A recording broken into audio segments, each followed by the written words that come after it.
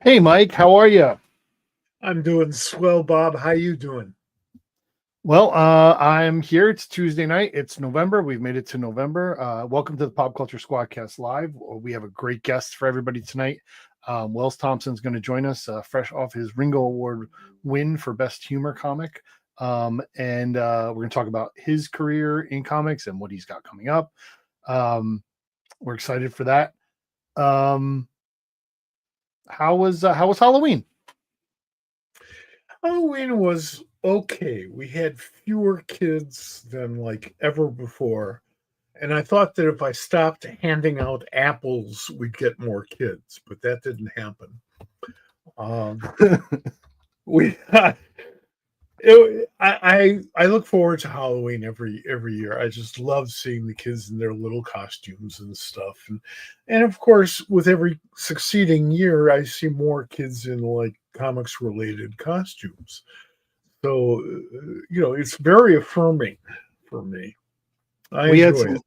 we had some great costumes. We live in a fairly stacked street of townhomes, and so people come to our neighborhood to from far away to trick or treat. And and we had some comics to give out. We had bought some stacks of comics from the local comic shop, and one of the ones that was fun, like a couple of kids, we gave a comic to, and they're like, "Oh, I don't need any candy. I'll just take the comic." And one of them was accurately dressed as Miles Morales, which I enjoyed. Oh, that's Um, great. Which yeah. one? No, I mean Uh, which Miles costume? I think kind of the first one from Across the Spider Verse Okay. or Into the Spider, whichever the first Spider Verse movie, like the first thing he wore in that, I think was kind of that one. But it was good. It was a good night. Lots of great costumes, lots of fun. Um, let's jump into that. Leads into kind of one of the first uh you know dialogue discussions we want to have. There's a story out of North Carolina that there's a woman by the name of Kathleen Johnson who's co-owner of Marvelous Issues in Sunset Beach. This story is via Comics Beat. um was arrested and charged with a felony for a Class G felony for distributing obscene literature. uh, she had given out at a trunk and treat free comics to people, and included in those was Grendel Tale's Devil's Hammer #1, which was originally published in 1994, and it has some male frontal nudity in it. Oh my God, those kids, their eyeballs are gonna fall out. They'll be destroyed. Yeah, well, okay, fair, but um, just I mean, this isn't hard. Just don't be giving out nudity to kids. I don't mean that. Yeah, okay. I mean, I, that's I, self-protection. yes, that is for the only reason of that. Like, there's no reason. There's nothing wrong with it. There's no sex in it. There's just a naked body. It's not erotic. It's not. It's not a. It's just someone being offended by the male penis. Um, And also there isn't a child alive who doesn't think that penises, or peni as we often say, aren't hilarious. In yeah, every way, shape, or form. The word is funny. The description, the view is funny. It's somewhat less funny if you understand what it's there for. But it should be funny even then. well, um, yes. Um, this happened, and you know, I don't understand the need to arrest people. I don't understand that. There seems to be a bit of back and forth, but the article, which is well done and researched by Heidi McDonald, I think she leaves it very well and says that uh, Whether the Sunset Beach incident is a local tempest in a teapot or the beginning of a larger outcry remains to be seen. And she appears to have a long legal journey ahead of her. The incident is a strong reminder that for anyone giving comics out to children, they need to be carefully vetted. History has shown this several times already. Like, we have to know that you have to know what you're doing, what you're given. That's all. I agree with every word that Heidi said, which is not unusual. I often do. But the people who are arresting folks like that Sure. are going to find something they don't like in anything you hand out. You could hand out reprints of Blondie and Dagwood that appeared in millions and millions of newspapers, and one of these assholes is going to find something in there that is going to say is bad for children. Well, so not everybody had a good Halloween. Let's put it that way. Yes, that's true.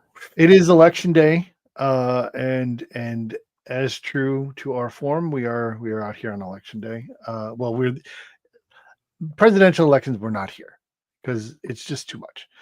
So we weren't here last year on Tuesday, but we are here tonight. Hopefully, everyone who can and should be doing their civic duty is done or is doing it today. So we hope that people do the thing that they need to do. Yeah, you folks out in Hawaii, get your ass out of the house and vote. Are they voting? I don't know. We don't. I don't. I have no idea. I don't know. There are no elections in Maryland, so I have nothing to do. Right. We had a couple. We had both sides of the ballot just full of names. Well, it's good. I don't think any of the people were real, but the names were there. They were good. That's good. Let's talk about some comics news that's coming up, or that has comics news roundup. And this one is going to be a digital comics news roundup because when I was at Baltimore Comic Con, I sat in the chair of Comics the Chair, which is part of Comics the Magazine's promotional stunt at shows where you sit in a chair and Adam Friedman asks you questions. So I did that, and one of the questions that was asked of me was, what do I think is one of the biggest challenges or risks in the future of comics? And I kind of talked about how I feel that there's a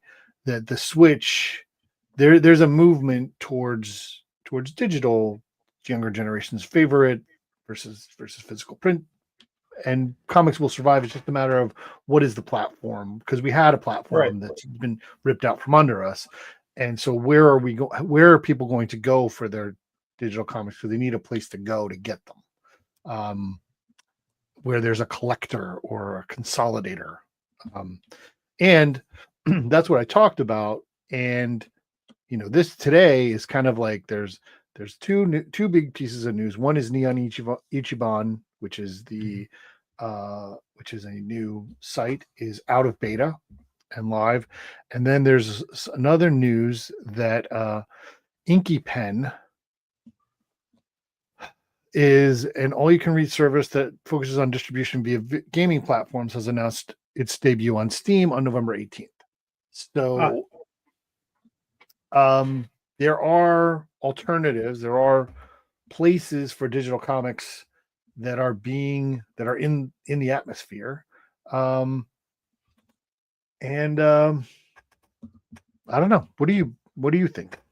Well, I think a lot about digital comics. I know you do. Because,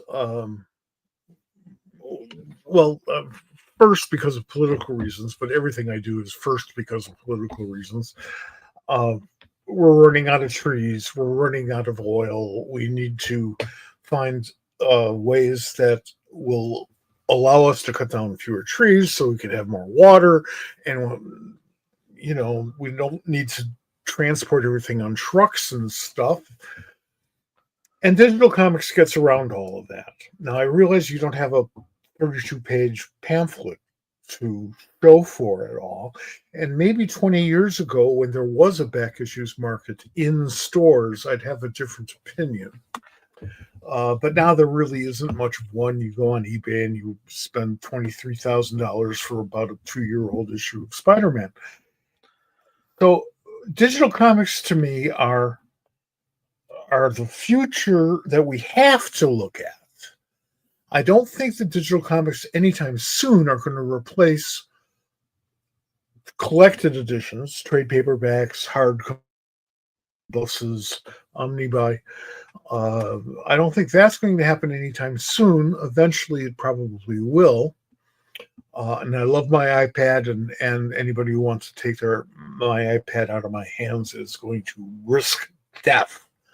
And I get the largest iPad because I'm an old man and my eyeballs are falling out. So I can blow up stuff and really look at the artwork, and I love the lighting intensity of it all.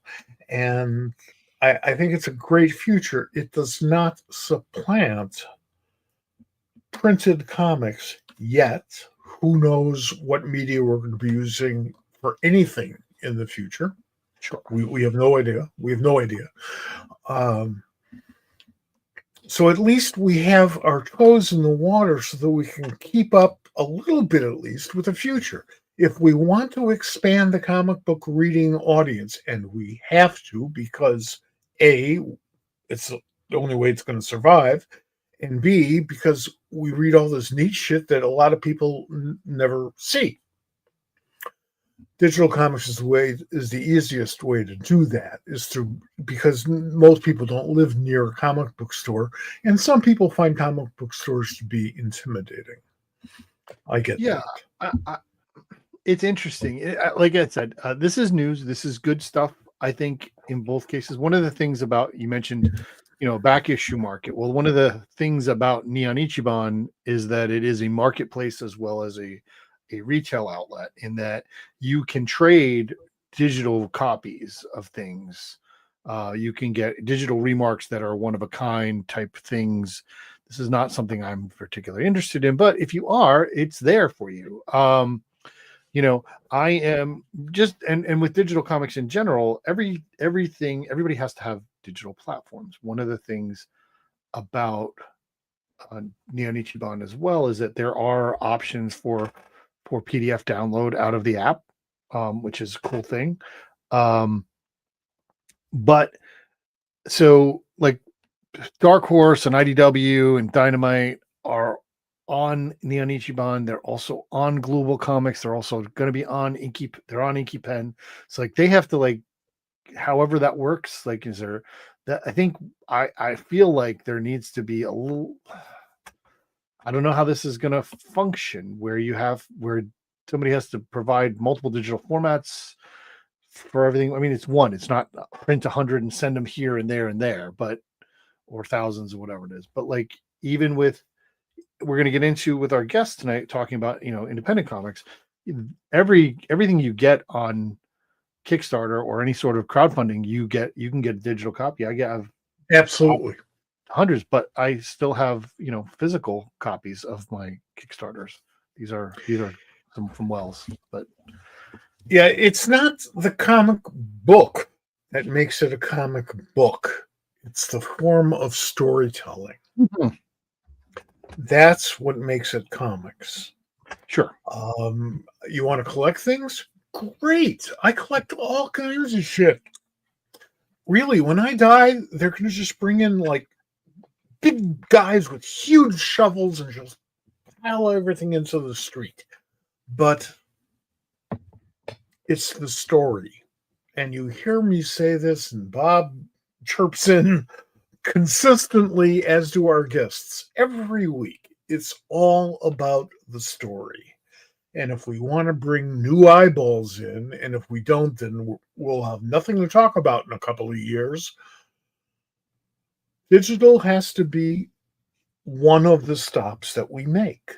We have to, print is fine. Trade paperbacks really have saved the industry, although I understand that sales are down a little bit last year in that form, but barely.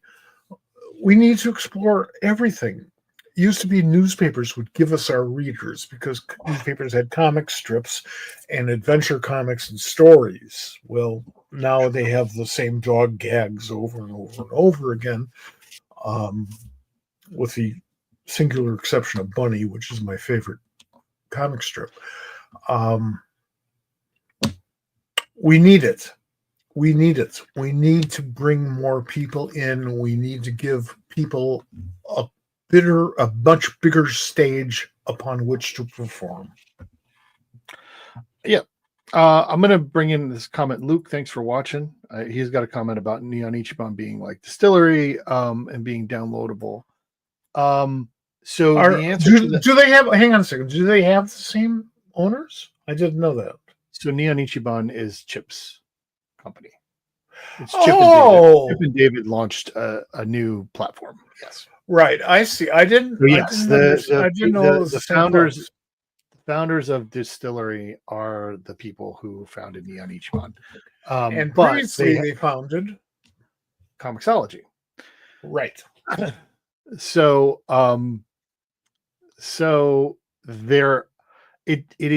there are options for downloading PDF versions of your comic outside of the app. But it is on a publisher by publisher basis.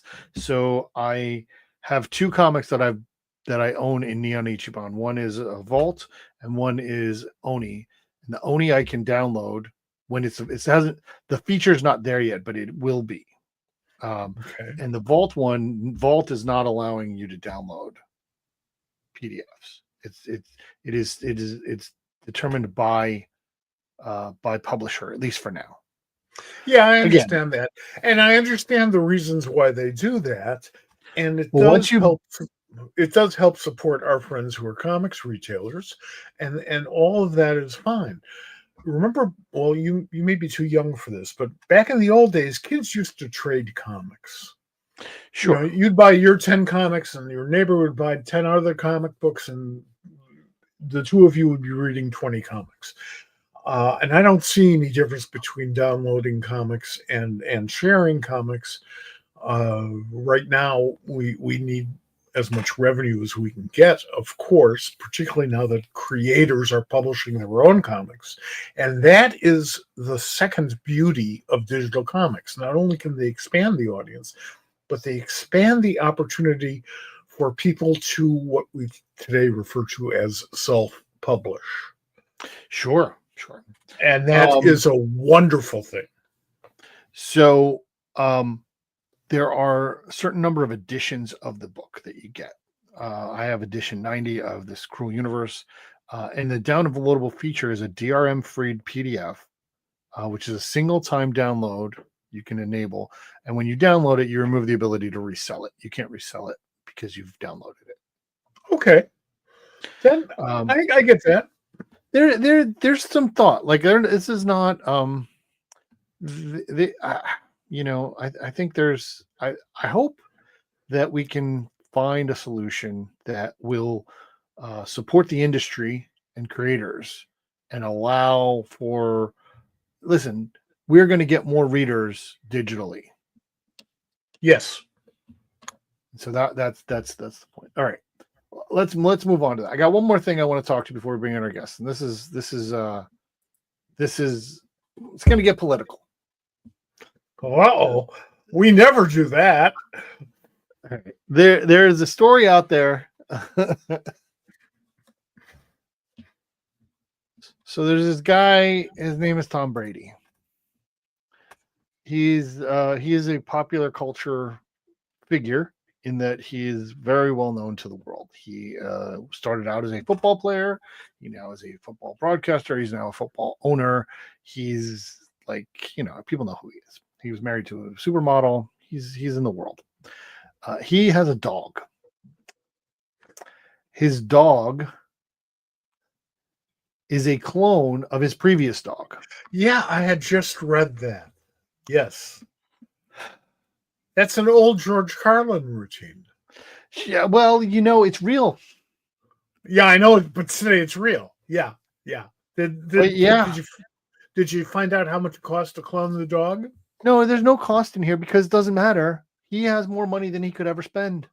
Absolutely. And this is the point. This is why We are having the problems we are having because we have people out here who don't want to adopt or bring in, who want a dog in their house, but there's dogs having puppies everywhere and getting killed in puppy mills and kill shelters. But he wants to clone his original because he's got enough money to just say, "Hey, it doesn't matter how much it costs. I'll just pay for it because it's fine." There's no. And then there are people who don't have food on their snap cards, right, and are going to be hungry. What bothers me about that process is that it is to no good effect.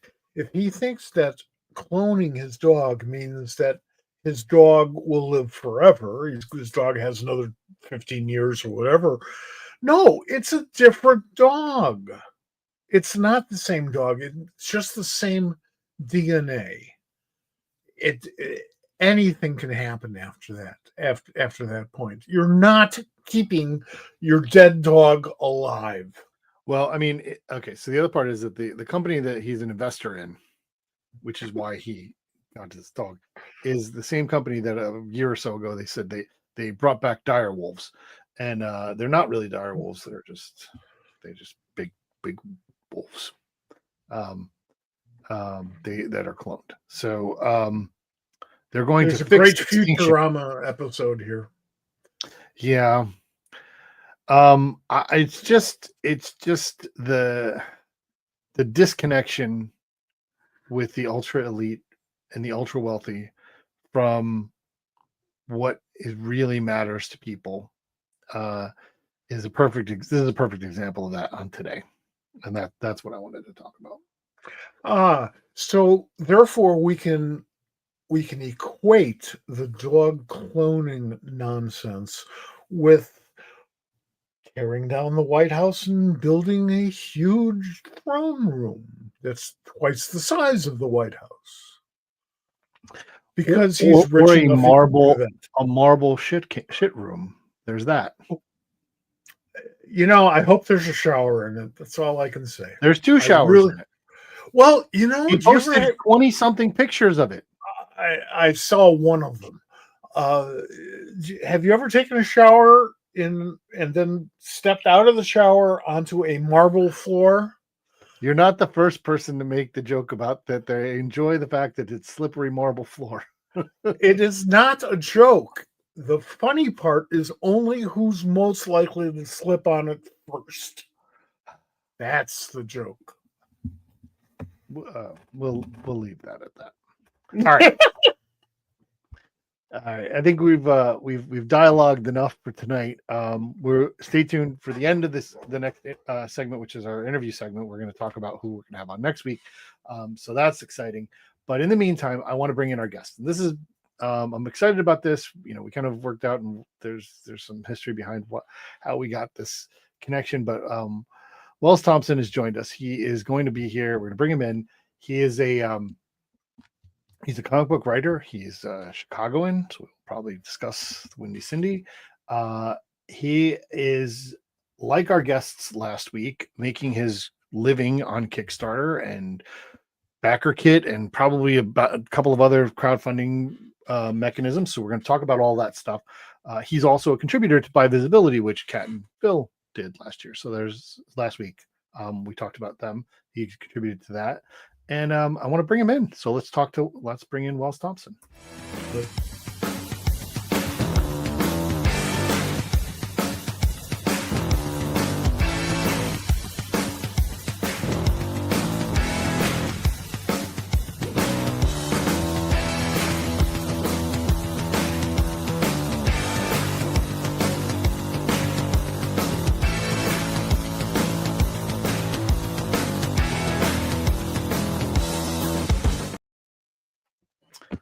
Hey, Wells, how are you? Hey, what's going on? What's going on with you? You're busy. Let me tell you. Yeah, that's true. Evelyn the Unconquered ends in a week. You got another one that's about to start, right? One ended last week. You're averaging like one 5 did not. to 6. I try as hard as I can not to overlap projects too much. So there was the issue 3 of Smut. Issue 3 of Smut ended sometime in August, I think. Okay. I thought It was a little bit. It was definitely before Baltimore. okay. But yeah, no, I have been busy. I've had, I think, the most Kickstarters going on this year. Definitely the most Kickstarters go on this year than any year that I've been doing it. At, I believe, 8 is going to be our final number. I could count really quickly, but I don't want to. Yeah, you're like, I mean, your average but over the past 5 years, I think I did. You're averaging like 4 or 5 a year, but you really kicked it up this year. I want to get into your work. I want to talk about Evelyn. We'll talk about what that's about. But I want to start with what attracts you to the comics medium as a means of expression for you. All that sweet money. That's what attracts me to. that's an in joke for anyone who works in the comic industry. There is no money, but no, it's the collaborative elements. I think I cut my teeth in college writing screenplays and doing writing student films for my peers to then make, which was a lot of fun and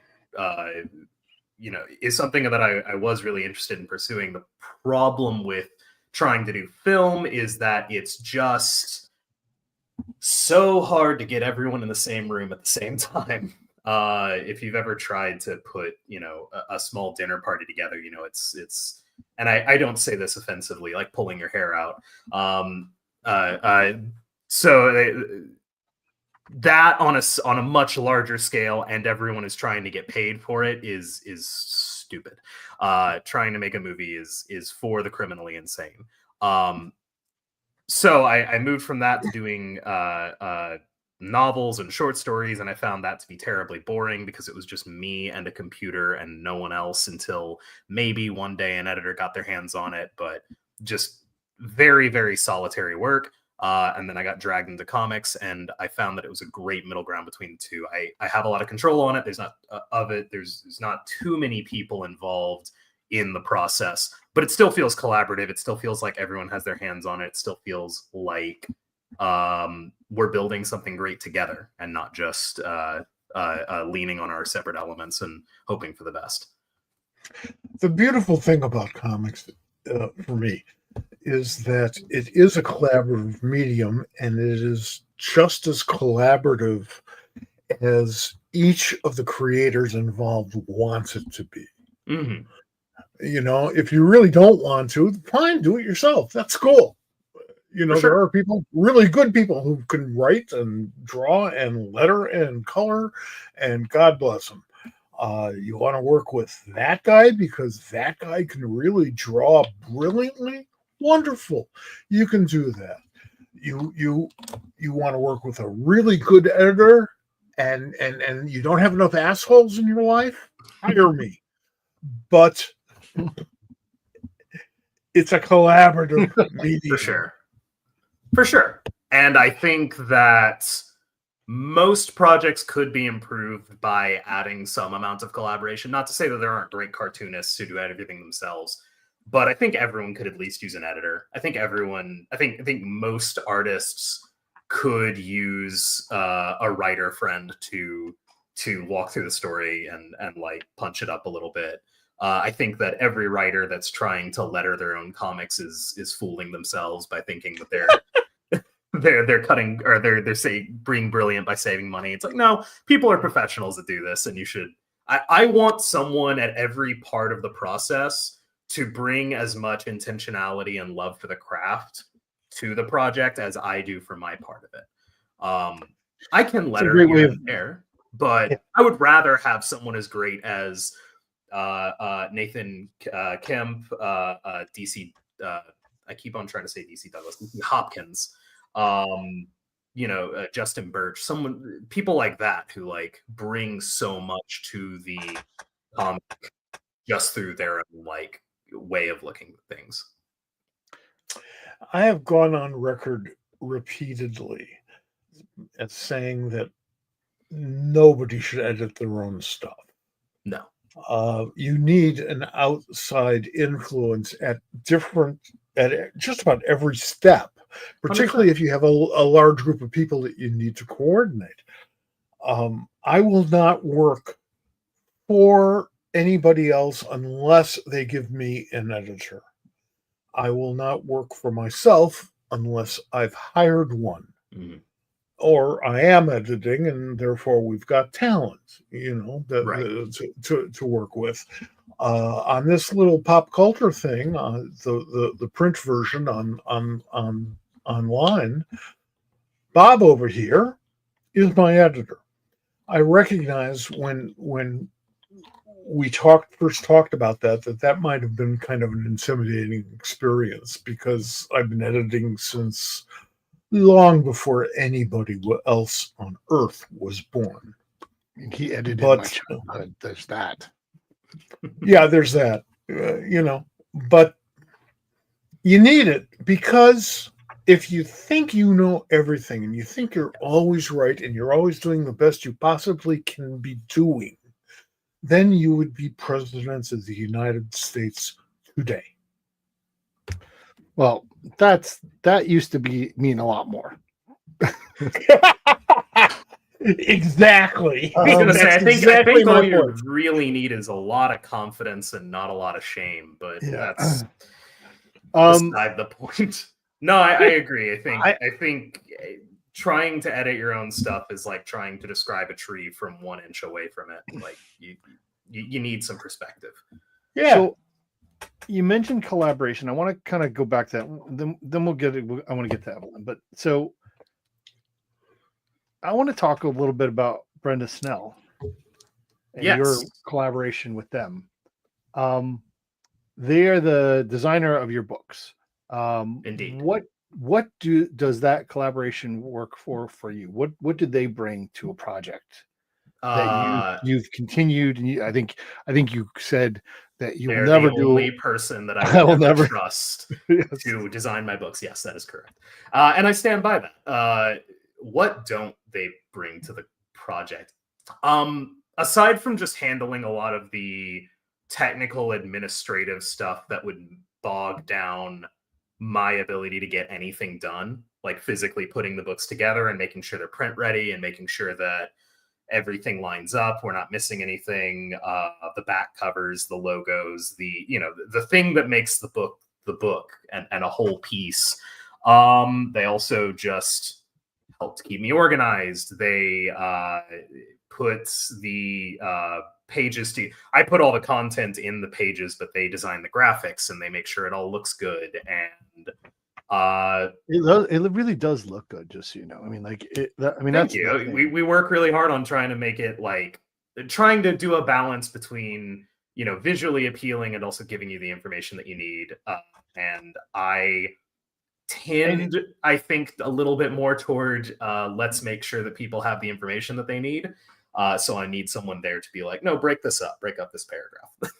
So yeah, then one of the other things is, you've done a lot of 4 or 5, I don't even know, a bunch of series where you've kickstarted issue 1, issue 2, issue 3, there's 5 or there's 3 or whatever. So keeping that consistency, even though they're kickstarted and they're longer than a month apart in terms of production delivery, there's a consistent feel to issue 1 to issue 2 to issue 3 that I really enjoy. That when I get them and I look at them and read them in that way, that I know that this follows from that book. It's not completely different, Absolutely. I think that's really they do add a lot to your brand.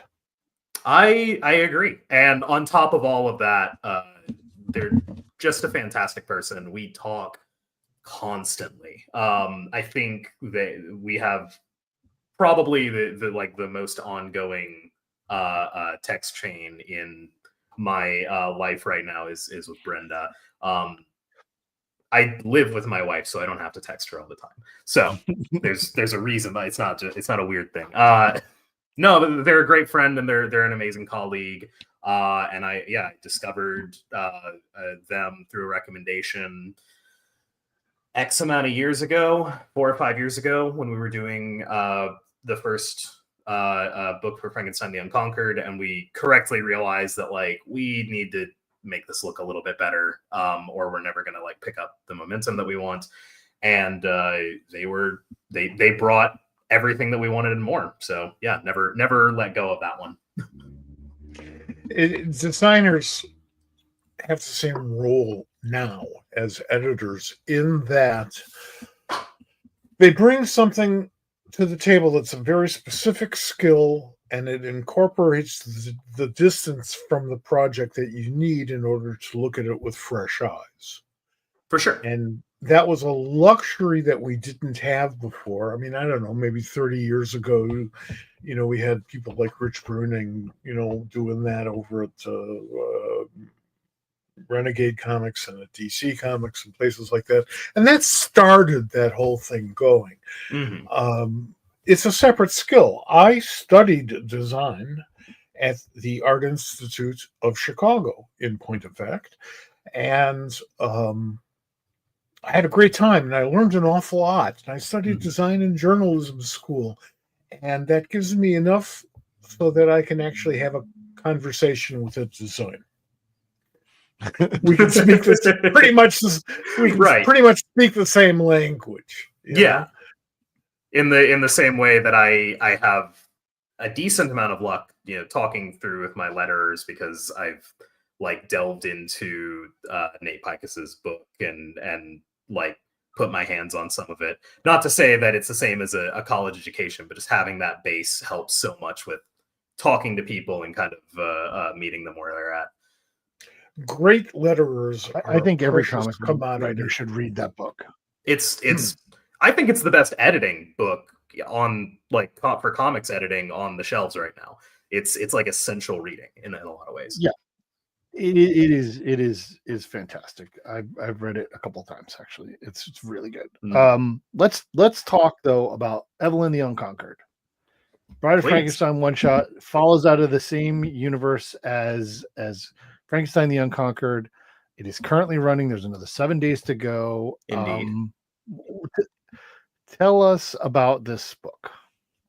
So Evelyn the Unconquered is a one-shot, like you said, following from the series that we just wrapped up with Frankenstein the Unconquered.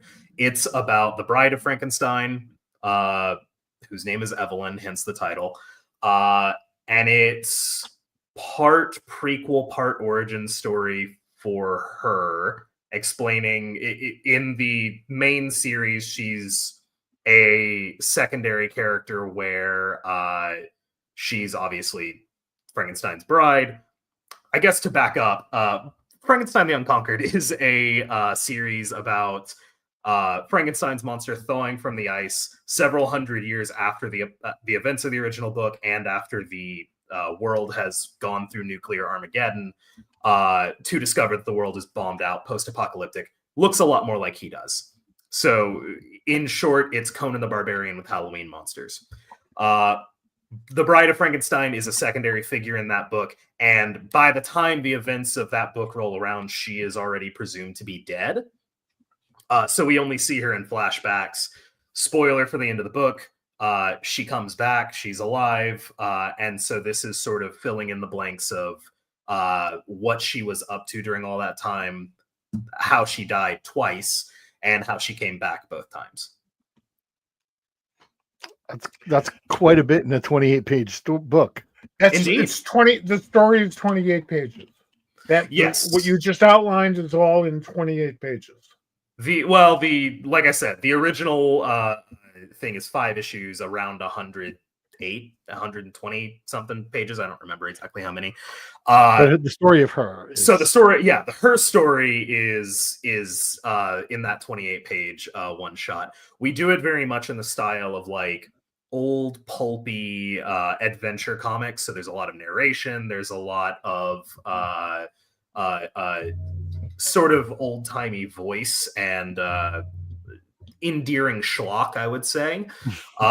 Endearing schlock. Yeah. So there's some stuff in there that gets a little bit goofy, but there's definitely like the first half of the book especially is, I think, really heartfelt and connects you with the character and sort of shows you what she's about in a really touching way, especially considering the art style, which is from our series colorist, Dalia Maha. doing her first ever job on the main art, and it has this beautiful like painted style that's super evocative and super I would what's the word I'm looking for? It's appropriate for the story that we're telling. It's a little bit ethereal. Like here's a page. It's yeah. I'm like I said, I'm looking forward to it. I think it's I like the fact that you finished the story and now you came back to do some more at it, like take another crack. I think that's really cool. I think that's fantastic. This book is it's definitely funded and you're hitting its stretch goals now. One of the things that I wanted to talk to you about was, I was doing a lot of looking into your past Kickstarters. I've backed a few of them over the years. Well, thank you. What I love about your setup, and you do this, you're very professional about it. It's part of it's how you do your thing. One of the things is this piece in your setup where you lay out everything and you have the budget. What I love about every time I look at this budget is like over 50% of it is art. Yeah. So the money that people are going to, and I've noticed that your shipping costs, percentages have gone down, and you're making things more economical so you can pay people. And I love that's been a really big part of making this work long term and making this into go from this is a fun hobby and we're grinding at it and hopefully one day we can turn it into something to this is now able to be a full-time job essentially. We're still, I wouldn't say we're totally bleeding money or anything like that. We're doing a good job on every thing. Some are better than others, and I would still say we're a couple of big projects away from really being to a point where it's and we have no more worries. but we're also just really happy to be at a place where almost uniformly, if we come up with an idea, we can be relatively sure that we're gonna be able to make it a reality, which is truly a privileged position I didn't expect to be in. No, absolutely. It's beautiful though, because you make the call. You decide what you're going to spend your time on, and then you ask a whole bunch of people if they would sort of kick in a few bucks each in order to help bring that about, and people will go and look at that and say, hey, this is pretty cool, let's try this and see what happens. And if they don't like it, they don't like it. That happens. We've all walked out of movies that really, really suck, and they don't give you your money back at the end. Okay, that happens. Art it's pretty rare. Exactly, yeah. I have walked out of maybe 2 movies in my entire life, one of which pretty recently, but for the most part, I'm usually able to stomach a movie that I'm not particularly vibing with. Okay, well, I gotta ask, which one did you just walk out of? Bring Her Back. It's a horror film from the guys who did Talk to Me, and I found it extremely distasteful. Just shock horror that led to no catharsis or deeper understanding, which was a big shame because the acting is spectacular. The cinematography is great. There's definitely a good idea there, but it felt like at every turn they were like, how can we kick the audience in the stomach as hard as we can and never really give them anything to grab onto? And the people that I went to the movie with felt the same way, and as we watched people leave the theater, they did not seem particularly happy with the experience, which made it very confusing when later we looked it up and it has a 94% on Rotten Tomatoes. I don't understand it, but I'm not going to say here and say it should be banned or anything like that, but it did feel it felt like this is what people who don't like Ari Aster films don't like about Ari Aster films. That's fair. I once saw a movie in Toronto. This is about a half a century ago, called The Devils. What was it called? The Devils. Ken Russell movie. Oliver Reed, Vanessa Mhm. Redgrave. Mhm. And it was a brilliantly upsetting movie. Very, very upsetting. And there was a lot of hysteria about it. People were really curious. So I had to wait in line in order to get into the theater. This is before it even opens in the States. And, we found the seats. It was sold out audience. It was just unbelievable. And then about halfway through the movie, I realized I can breathe better. Why can I breathe better? Because half the audience had walked out.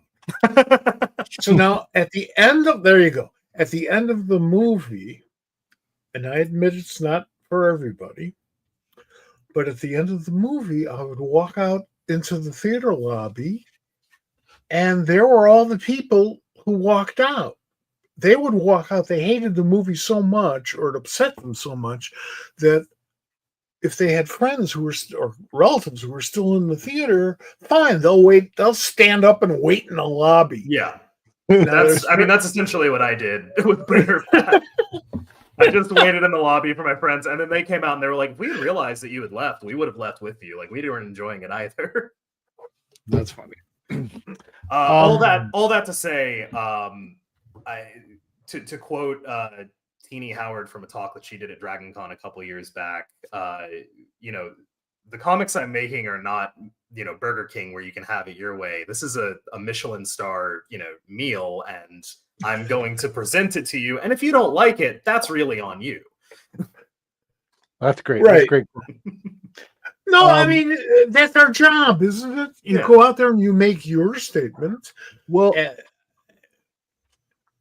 and people respond or they don't. Yeah, absolutely. And on that note, that's kind of leads into where I wanted to go with this next thing that I find really interesting in the way that you design your Kickstarter pages is that you have this target market section where it's is Evelyn conquered, for me.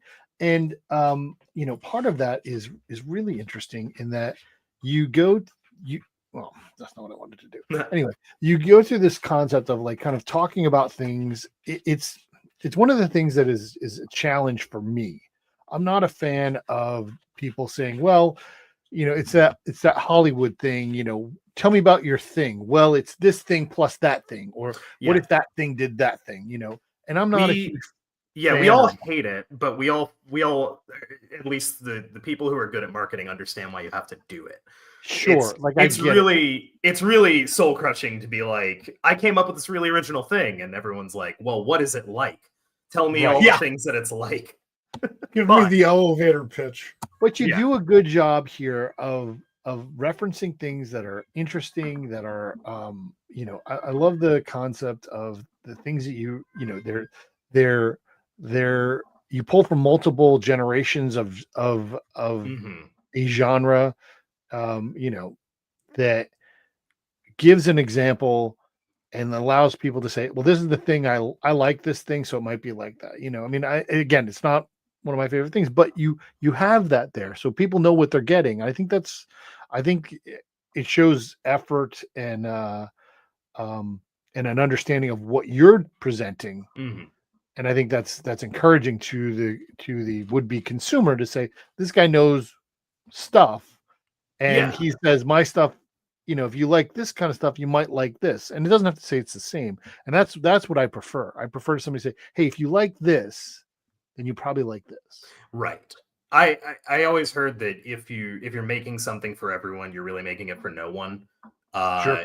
That there is no universe, like the way you get to someone feeling like it spoke to them is to get more specific, is to drive harder into whatever angle that you're going for. So I don't find it I don't find it productive to say, oh, you like Deadpool, you'll love Frankenstein the Unconquered. Like, that's not someone who is really into superhero comics and only superhero comics. You're not going to like what I have to offer. Now I'll try and work an angle in to be like, oh, do you like horror? Do you like, Conan the Barbarian? What is there an angle here that can work? But especially, at a convention when you just have people for a couple seconds and you're trying to get them on the thing that you have that they might connect with. I don't find it useful to be like, well, everyone will like this, because that'll just get a lot of blank stares and then they'll walk away. So I have the same approach online where I'm like, well, let me be really honest about what this is, A, and B, what, the inspiration that we had for it and how we see it in terms of like where it fits into media. And I think people are pretty good at making a decision for themselves on whether or not that they would like appreciate something like that. But then again, you also publish Smut. Yeah. Well, Nothing wrong with that. Who doesn't like Smut? That was my Exactly. next point. Like the multitude of genres that you are you're making. Like there's this horror, fantasy, savage thing that you do. You've got Mecha Ton. But then there's slice of life, and then there's smut, and there's urban fantasy, and there's and the fantasy, the cat skin and the rose. Is that right? I think cat skin and the rose. Cat skin and the rose is the first one. Scorpion and the Queen is the sequel. Right. I mean, I love that. I love the fact that you are exploring those things. How does that work? I mean, for you differently, like when you decide, when you're writing something, I mean, obviously you've done a good job of developing a rhythm in terms of what you're producing. There's a series that are happening, but they're not all happening sequentially. It's not like you did 5 issues of Frankenstein and then you started to do, Smut. It happened kind of, there's overlap, and that's got to be, writing muscularly challenged, Well, typically we write it out. So the thing with production is that it's, necessarily comics take a long time to make. Art just takes a long time to produce. Sure. So it doesn't make a lot of sense for me to go, okay, we funded Frankenstein the Unconquered #1, and now we're going to wait until it's completely done and fulfilled and everything, and then we'll start Frankenstein the Unconquered #2 and absolutely have nothing going on in between those two. It makes a lot more sense to go, okay, we're doing Frankenstein the Unconquered #1, and then while that's being produced, we'll plug in the Cat Skin and the Rose, we'll plug in Mechaton, we'll plug in, and have different artists working on those projects simultaneously. A lot of times the way they're written, though, is we sit down and write the full arc. Not always, but sometimes we'll just write the full arc in its entirety and then edit it to the point that we're happy with it, and then revisit it as we clean up the issues to go, okay, what really worked and how could we potentially not fix, but adjust what we're doing to match what's really working. A good example actually is in Frankenstein the Unconquered. There's a character who gets nearly killed and pretty deeply traumatized in issue #1 that then comes back in issue #5. And we didn't realize that was, we had already like the full series written out, but we didn't realize how important that moment would be, that he needed to come back, until we saw it in print and realized, oh, this would stay with this kid for the rest of his life. He would never let this go. So it only made sense to bring him back at the end and show that that he had grown up but had not really gotten over this. I can imagine that. So yeah, it is challenging to write different genres, but it's also just the way I prefer to do things. Staying in one mode for long periods of time feels kind of boring to me. I like to approach writing in a way that challenges what I'm doing. So a lot of my books come from a point of view of just like, what would I do with this that would be interesting? We've all read sword and sorcery fantasy. What would I do to make that interesting? How would I take these characters that are very stock and then turn them into something that I would want to read? For Smut, it was just, wow, I'm seeing a lot of stuff on Kickstarter that's really uninspired, that starts and ends with there's boobs on the cover and maybe some in the interiors, and it's like, that's a really cynical way to write a comic, and that's a really cynical way to market a comic. And you can only think to yourself, I could do a better job of doing that so often before you're like, well, can I? And then sat down, started writing it, fell in love with the characters, and here we are. I have a Ringo. Truly an unexpected outcome from that. But I that's it on my wall. I look back at it every now and then to be like, yeah, that happened. That was real. I was in the room. I know. And you, after the ceremony at the bar, you gave me a big bear hug, and I was like, I needed this. I need this so much. It was. Listen, I found Frankenstein the Unconquered on Kickstarter just scrolling through. That's how I found your work, and I continue to follow it. We've talked about we often do Kickstarters you should be following, and we highlight your stuff when we can. I think we met for the first time in Heroes this year. I came by your table and said hi then. That sounds about right. Yeah. And then this happened, and it was fantastic. I mean, and let's talk a little bit about for our listeners who aren't familiar. Tell us a little bit about what Smut is, because it's great. It's a great title, because you're right. There's a lot of stuff on Kickstarter that there's boobs, right? And that's sort of the entire elevator pitch is. Have you ever seen boobs? Boobs are not smut. No, I know, but it's not. That's what I'm saying. That's what Smut is not. Yeah, so the elevator pitch would be it's a erotic slice of life comedy about three women working through their very messy love lives, sort of told in a vignette style over 3 issues. We named it Smut because, frankly, as it was sort of a solution forward kind of thing, where we wanted to make sure that our existing audience knew what they were getting themselves in for. So we didn't want to, for example, have my dad ordering the comic, or checking out the comic and being overly surprised. We wanted to kind of give them fair warning, and we thought the best way to do that is to just name it as bluntly as we possibly can. Plus, we thought it would get us, maybe a few more eyes on the project if we just had something that was so absurdly forward as like, well, we have to see what this is about. And that turned out to be a more successful gambit than we could have hoped for, really. But to our surprise and horror, a lot of our relatives did wind up supporting Smut and reading it. Yeah, my aunt sent me a couple of messages that I wish I could wash out of my brain, but good for her. I'm glad she enjoyed it. And that's the fun of it, isn't it? Come on. No, it's great. But I got into comics because my parents hated my obsession with comics. And I don't know if it's true for your generation, but for my generation, because we grew up under the whole Wortham thing, I think that's how most of us got into the medium. It was like, sure, you're going to throw out my comic books? Fuck you. And we're here.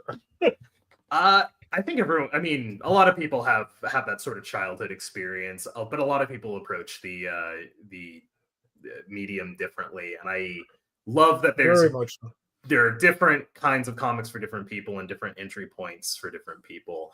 And this was long last. Yeah, at long last.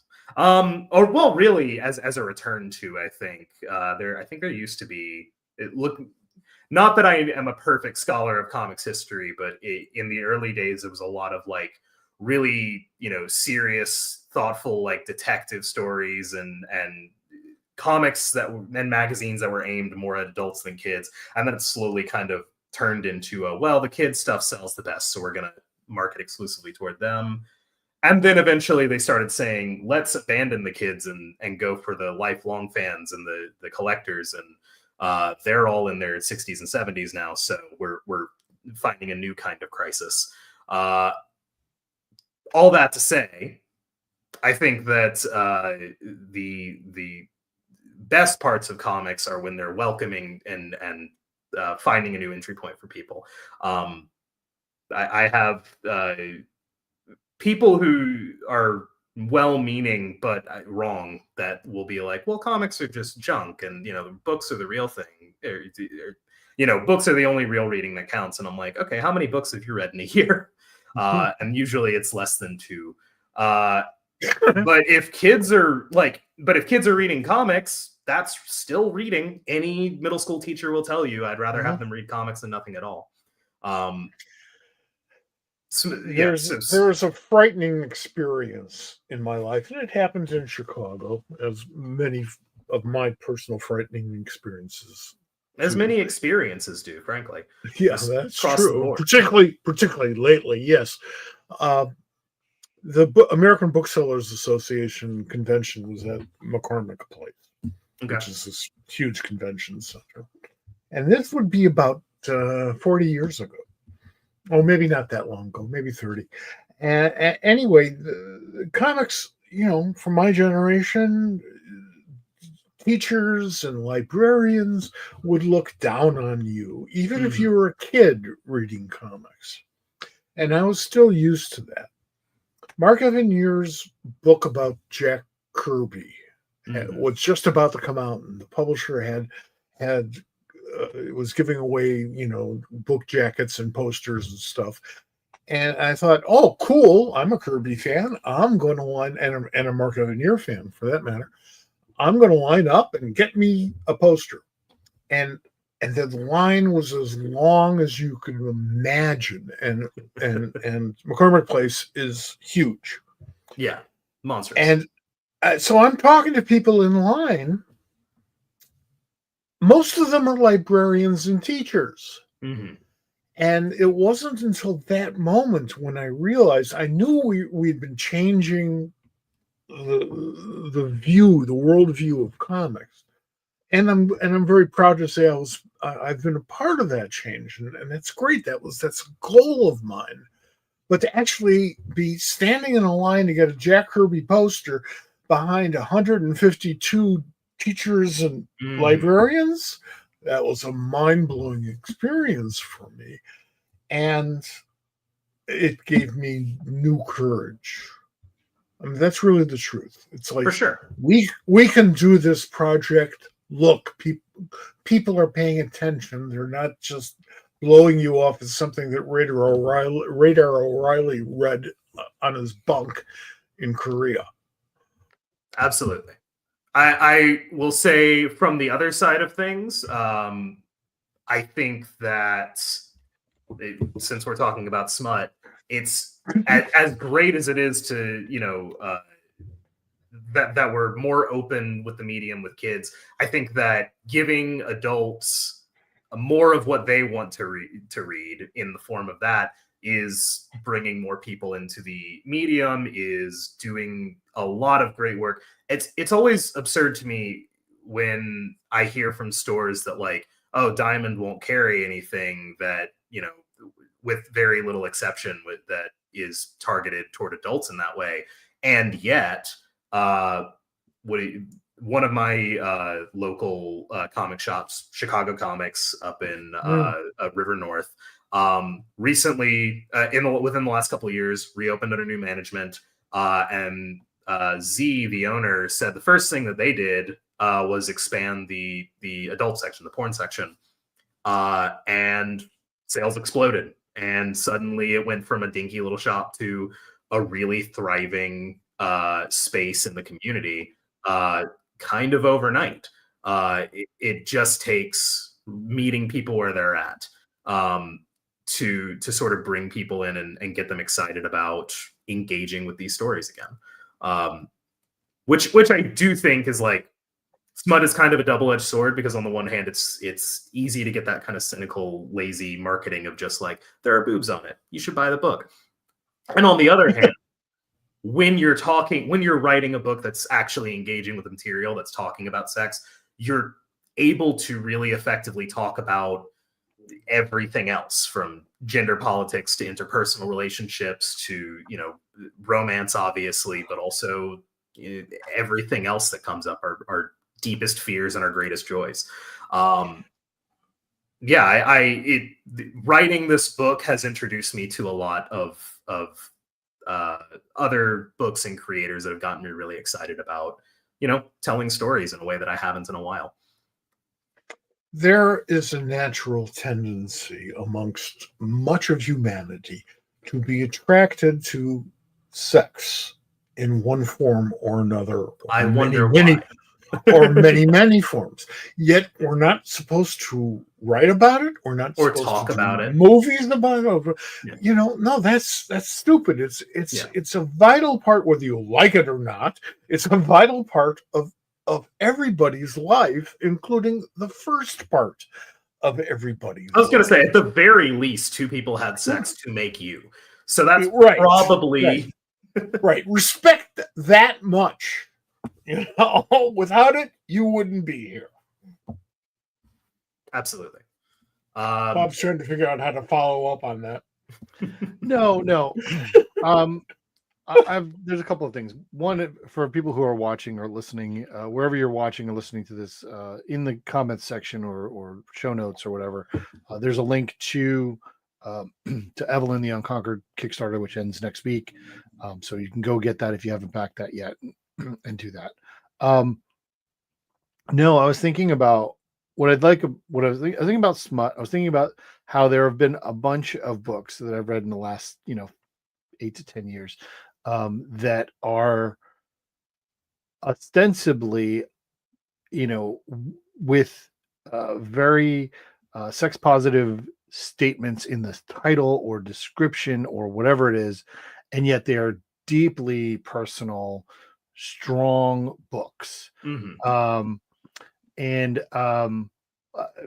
Safe Sex, Tina Horn's book, is something Absolutely. like that. Like that is or SFSX. That book blew me away. Every issue was something, and I miss it. Things like that, Mhm. where we're this medium is evolving exponentially in the last quarter century. An example of that is, I think tomorrow is a re-release of Fun Home, which is 20 years old now. Mhm. And how important that book has Great book. become.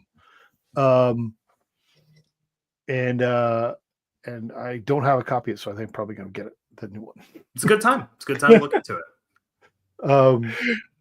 But Wells is blessed because he's got, and I'm not just on my Chicago thing right now. You're going to do access.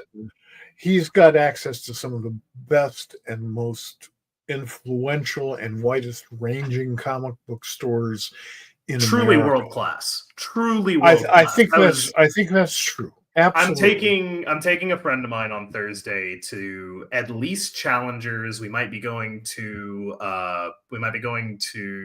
Alley Cat, which is another one of my favorites. It's kind of across town, but we'll make the trek.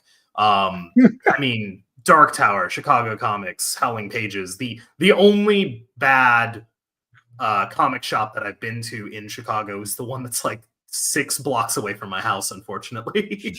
Well, it's the closest one to me. And it is unfortunate. It's a hoarder's nightmare, but that's the only one that I've been to that hasn't been super welcoming and really like well-stocked, world-class. Just can't brag on my city enough, especially from that. Are you from Chicago originally? I am from Little Rock, Arkansas, originally. I'm from the middle of fucking nowhere. Where my parents still proudly live, and I go to Thanksgiving or Christmas every year. And I moved here about 3 years ago.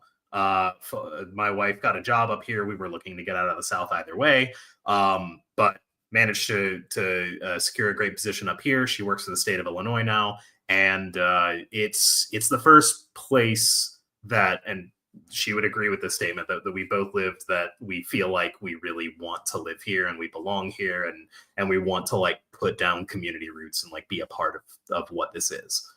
Yeah, I recently listened to a urban planning YouTube video about Chicago, kind of cheekily being like, I went to Chicago to see where all the crime is. And then noted that there was no crime and it was super safe, and it was like what he found is essentially a thriving multicultural community connected by one of, if not the best, rail system in the United States. And the direct quote from him: the residents have what I can only describe as a pathological love for the city, and I mean that as a compliment. And I'm like, yeah, and that's true. Absolutely true. They even made that a punchline on the West Wing decades ago. What's with you people from Chicago? If you are a comics fan, and if you're not, then why are you watching this? But if you're a comics fan and you happen to be getting anywhere near Chicago, but you only have a little bit of time, go to Challengers Comics. Go to Chicago Comics. Those are two of the best and broadest reaching comic book stores in America. I can't begin to praise them and many others, but absolutely, we only have so much time. Challengers is my favorite comic book store in the world. It's a lot of people's favorite. Almost everyone wants to go. Everyone who visits here is like, can we go to Challengers? And I'm like, yeah, but I can't blame you, but also I would love to go up to Alley Cat again. Yeah. I love that store. Sure. Yeah, it's like asking me where my favorite Italian beef sandwich is. Yeah, it's just not everywhere. Yeah, I mean, what neighborhood are we in? I love that that's the case. I mean, I have a shirt. I've never been to Challengers, but I do have a shirt from there. During the pandemic, they did when they didn't have comics, there was a T-shirt that Gene Ha designed. I think they kickstarted. I got that. But it's that's a cool part. Like, it's one of the things, and we were talking earlier before we brought you in, and we kind of mentioned about digital and stuff like that. And it's there's something that, at least I think at least in my lifetime, we'll still have comic shops, but at some point that will be missed, because there's something about the interaction in that establishment that is very unique, that you don't have in other stores. Like, you never, like, there's nobody else in other places that you don't go into like any other place where you buy a product and have like that type of, you can just start up a conversation with somebody and it's okay, because somebody will be talking and they'll say something and you'll be like, oh yeah, I know the answer to that question you're asking and I can help you and we can talk about it, or we can argue about it, or you go up to the whoever's you're buying the stuff from, and somebody's talking and they're getting questions back and forth and what they're talking about, and it's a great experience. No, it is. I'll say that I think that a big part of the barrier to new people getting involved in comics is the comic shop to some extent, just because it feels very inclusive. It feels very boys club. It feels very like you only belong here if you all, but which can be true. All of that can be true, but I think that good comic shops like Challengers, like the reason everyone loves Challengers is because you go in there and it's perfectly laid out for someone who's never spent time in a comic shop before. They have a big real estate that's just like, here's a bunch of books that we love and reasons why we love them, and great starting points for things. They have a huge like manga space. They have a big wall of like what's new and where to get started on stuff. And the whole thing, like it's Challengers Comics in Conversation. The whole thing is, if you don't, we want you to talk to us. We want you to feel like you're in an inclusive space. The comic shop itself is a space that I don't dislike. I just want more. I just don't want the specialty shop to be the only place that people get comics. 100% agree with Right. you. Absolutely. Like, and I think Absolutely. that was one of the big mistakes that the industry kind of steered toward, starting as late as like the 80s and 90s, is like turning comics from a place or from a thing that you would get at a bookstore, at a general store, at a stop and go, whatever, 7-Eleven, to just going into a comic shop. The comic shop should still be there for the specialty stuff, for the back issues, for the niche stuff. But the entry point should be in as many places as we can. We've sort of missed the boat on that because we're all so stratified and isolated, but there's also opportunity in that because digital is a lot easier to distribute. Sure. I think the way the future, I was listening the entire time that you were talking, so I'll chime in on that real quick. I think that the future is not that like physical is going away, like you said. I think especially for like trades, for graphic novels, those are here to stay. Absolutely. People like physical books. People like fiddling with things in their hands. People like tearing apart the pages and looking at the art and tracing over it, particularly the younger that you get. I think that floppies, single issues, are probably going to go away. They're going to die a long, painful death, but they're eventually going to die, and that's going to be replaced with the purely digital until you get up to trade size, and then it gets printed in a book. Right. And they have been dying a long, slow, ugly death for decades. And there are sound financial reasons why we had to move from the newsstand mode to the comic shop mode. It's because the newsstands went away. Well, yeah, I'm not saying that I'm not saying we should stubbornly like stick to what was working in the 50s. That's the opposite of what I'm saying. But like, well, let's talk about the 50s for a second. In the late 50s and mostly the 60s, I grew up on the far north side of Chicago on Devon Avenue. And in a half-mile stretch of Devon, roughly between California and Western, there were 7 different places, drugstores mostly, to where you could buy comics. And now there were no fanzines. Is that the picture you sent me the other day? Yeah. Yes, yes, exactly. We'll talk about that if you like. But of those 7 stores, and we had no idea what was coming out. So my friends and I would every Saturday, we'd hit all 7 of those stores and we'd hang out and we'd have a great time. Today, or even 20 years ago, you walk down that same stretch, about 2/3 of a mile stretch, 0. There are none. There are no places where you could buy a comic book, including on that particular stretch, a comic book store. There isn't a comic book store on that stretch or near that stretch. There was a head shop for many decades, and you can buy Robert Crumb, and that was great. Or Jay Lynch or Skip Williamson, people that I've worked with, which are close and dear friends. But that's how times change, and that's why digital is important, because it's not the next thing. It's here now. It's a platform that we need to take advantage of. Sure. No, I completely agree with that. And I think that trying to hold on to, strictly physical, and especially like the old ways of like floppies don't exist in a world that is made for floppies anymore. Like there was a time where that was a really effective way of telling a serialized story, and that's just not really true. It's also not what the median buyer wants right now, because we're almost universally living in a world of, entire seasons dropping on Netflix at the same time. Like, we expect a full story right away. That's just become more of the norm. But my point is not like abandon physical entirely or anything like that.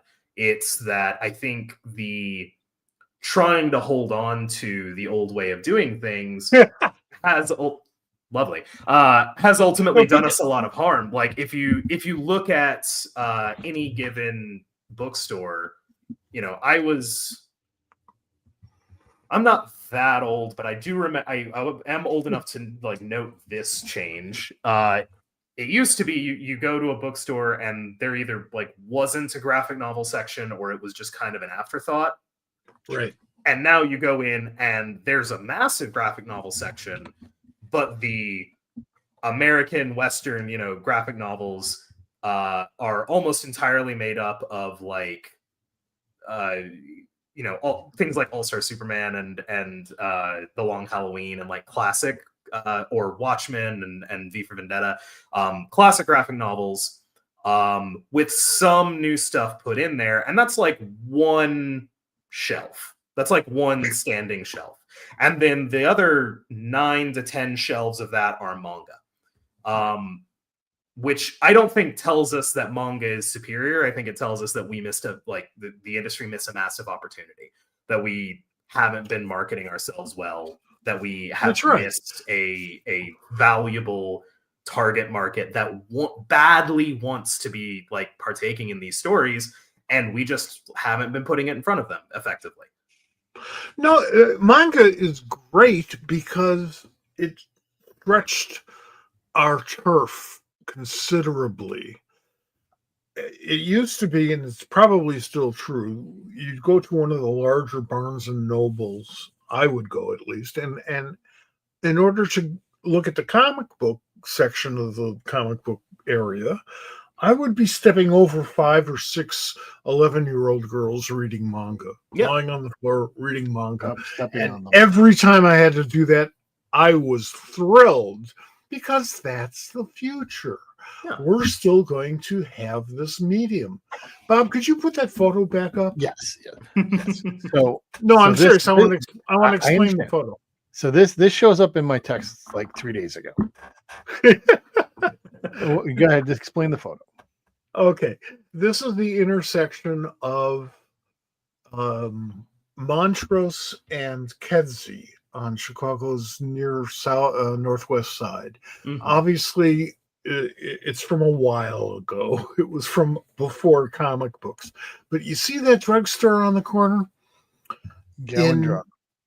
In August of 1961, I had just turned 11, literally like a couple days before. Mm-hmm. My father took me there because we were driving my sister off to college in DeKalb, and he wanted me to shut up. So he thought, okay, buy him a couple comic books, he'll shut up and read them in the car.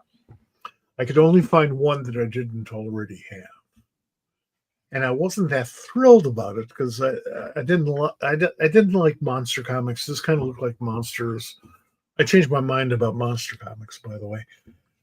So my father comes in and says, well, come on, we have to go. And I said, well, I got one. And he goes, one?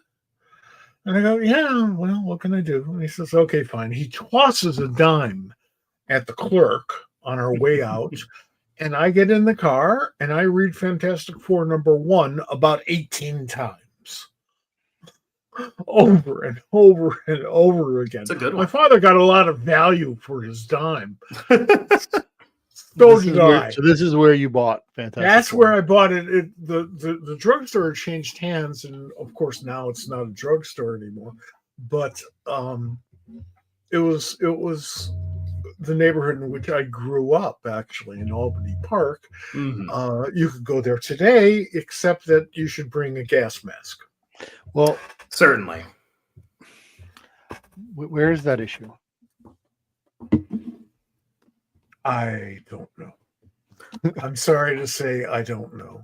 It was so long ago. I'm sure at some point in my life I needed to do something like pay the rent. Oh, that's fair enough.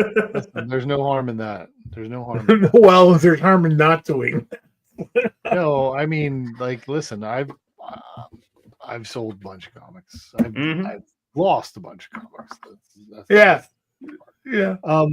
I want to come back to a couple of things before we run out of time here, Wells. Real quick. I want to give you an opportunity. Well, first of all, what's coming? You're going to do a collection of Smut. Am I right about that? Can we talk about that? Yeah, in 2 weeks. What's today? Tuesday. So 13 days from now, we're releasing Smut Volume 1 with some new covers, a couple of short stories, so up to 20 new pages of comics with some guest contributors. Really excited about it. Trying to make it kind of a landmark for the series, considering the Ringo win and Well, just so everything that was we this built.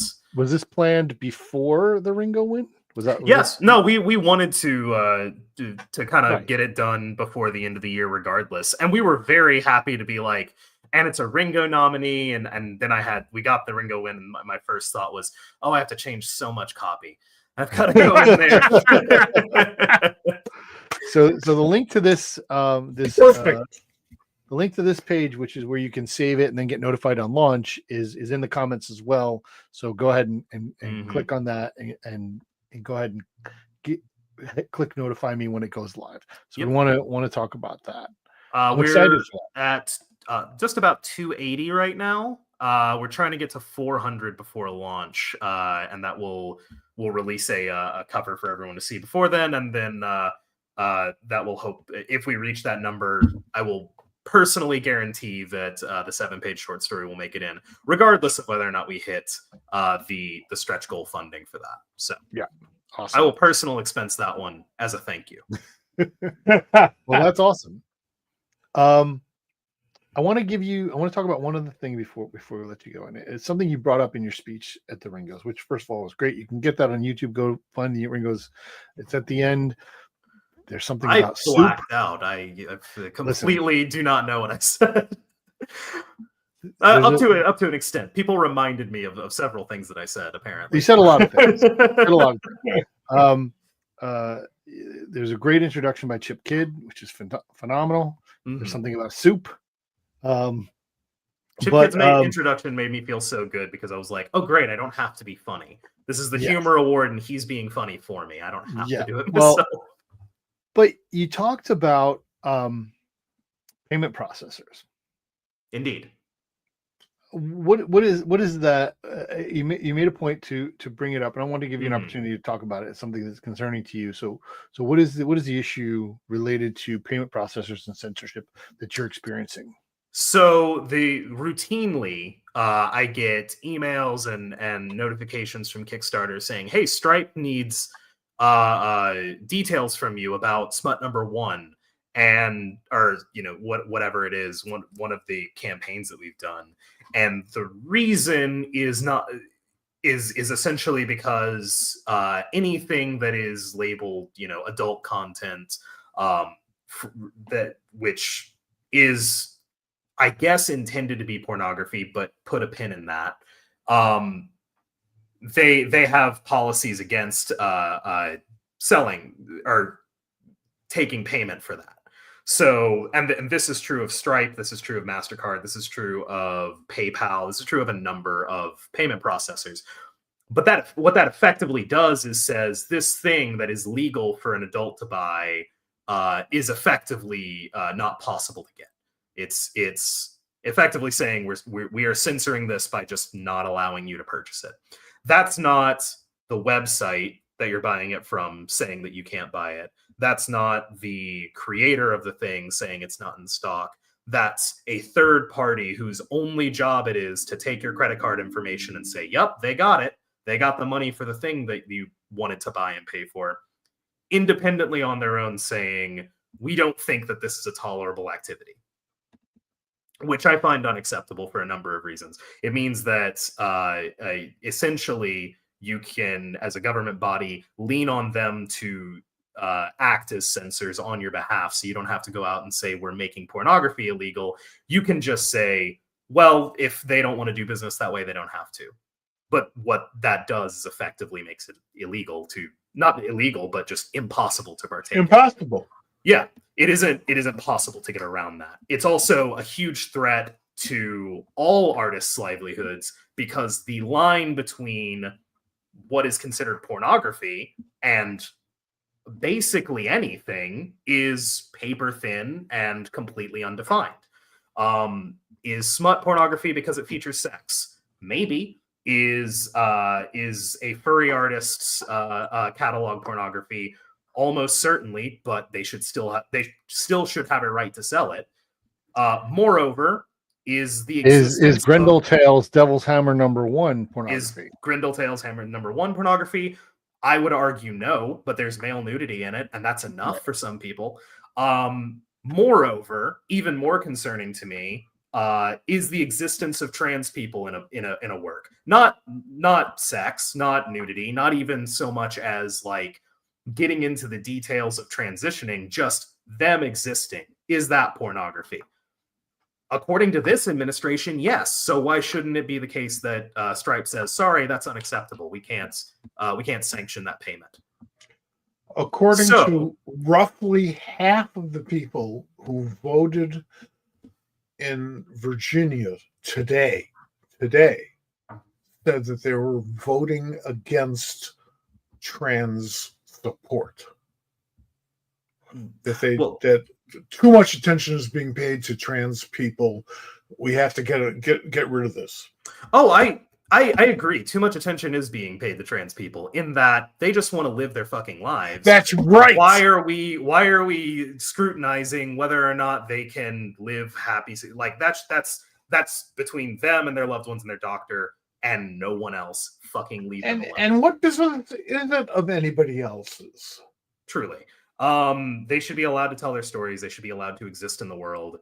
And I say this both as not a trans person and as someone who knows and loves trans people. Like, yes. they're just people. They're just they're not trying to go out. They're not deviants. They're not in the same way that like it was wrong in the 80s to be like, well, why should we care about gay people and that the whole AIDS thing? There's only so many of them. It's like that was unacceptable then. This is also unacceptable. We can't moralize them out of existence. We have to treat them as human beings. All that to say, I don't find it acceptable for private businesses, even to the extent that like it is a business decision to whatever. It's still wrong to discriminate against people, and pornography is, even if you find it distasteful, perfectly legal. There's nothing wrong with buying it and selling it as long as you're over a certain age, 18 and almost everywhere. And it's an incredibly large threat to a lot of people's livelihoods to put people in a position where they're uncertain whether or not they're going to receive payment for their services. So the actionable part of that is, especially if you do not yourself like either partake or if I as a writer of smut come out and say, hey, this is unacceptable to a payment processor, they're going to say, of course you think that you're making a profit off of this, whatever. But if you as a consumer say, hey, why can't I buy this thing that is legal to buy? Like, what am I breaking the law? What's going on? That puts pressure on them to roll back those policies. And we've seen real advances on that. We've definitely like pressured them quite a bit to reconsider a lot of those policies and making a living on the internet a little bit more tolerable for people in our profession. The fight is certainly not over and may never be. This will like erotic artists are kind of always on the front line of censorship, and there's always going to be tension between them and politics and stuck up corporations and whatever. But as long as we keep paying attention to it, as long as we keep fighting back against it, that protects everyone from your favorite thing, whether it's really intense kink or just like occasional fan art that may or may not be nude, or for that matter just fan art of regular children's characters that can get marked for no reason, not because it's pornography, not because it's drawn lewdly, just because. As more and more business is conducted over the internet, or what today we call the internet, the more this has become a critical issue, a Mhm. very critical issue. And the lesson that we have to learn, it's a political lesson, is that once you make your breakthrough and you've kind of won the fight, you are now committed to a lifetime of vigilance to make sure Absolutely. that they don't take that back. I mean, this is kind of the big picture. This is kind of why we're at where we're at right now. We won union rights for workers in the 30s and 40s, and then we said, and now we'll have them forever. And then over the course of a century, they just got Right. peeled back to the point where we're Absolutely. all poor and desperate now. Like, that's why there's an affordability crisis. Let me tell you, I was a member of the Industrial Workers of the World. So I know what you're talking about. I'll tell you. Well, I wanted to give you this platform to talk about it, Wells, and I know it's important to you. There are some petitions out there on change.org that people can go to voice their opinion. But if you have any sort of contact with your payment processor and any issues, everyone has the right to contact them. And Absolutely. and By deal with far, them. the most effective way is a phone call. If you have anxiety, send an email. And then if you can't be bothered to do that, change.org, sign a petition at the very least. Everything helps, though. Yeah, start out where you're comfortable and get more comfortable expanding where you're going to go with it. Because this is a fight. People don't want you to read or experience certain things that are none of their business. Amen. It's a privacy issue. Absolutely, it is. It's nothing else but a privacy issue. You don't like who I want to marry? Don't marry him.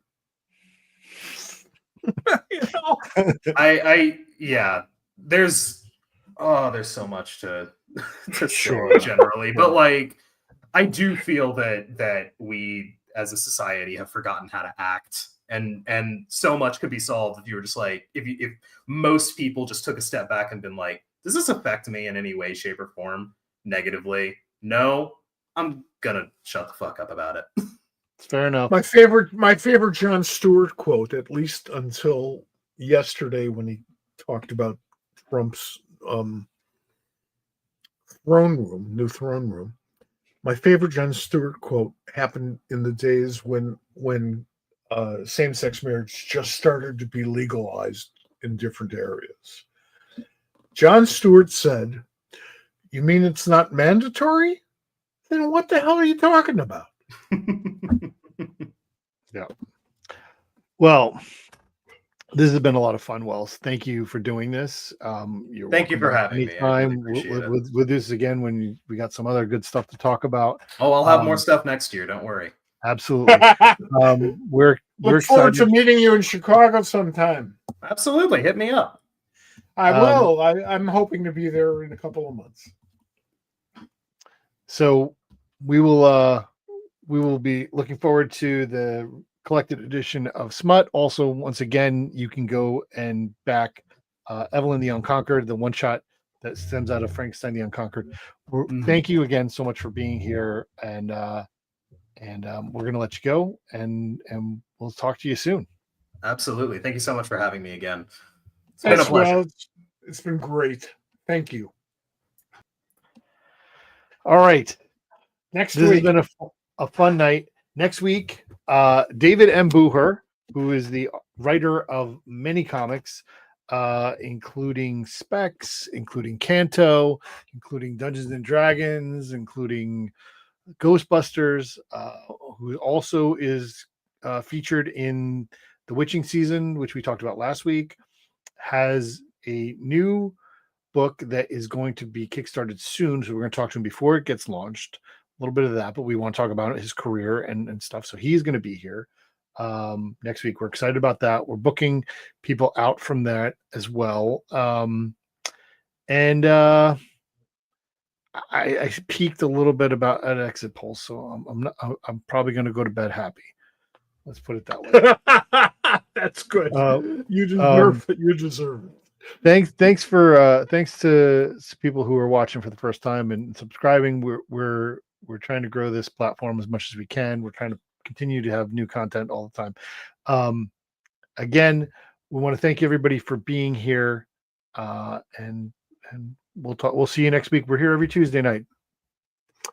Thank you for dropping by, and we look forward to entertaining you once again next week. All right. Remember, read more comics. They're good for your soul. That's it.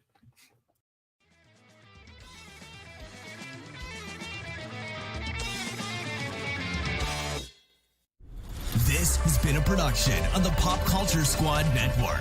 PopCultureSquad.com. How do you nerd?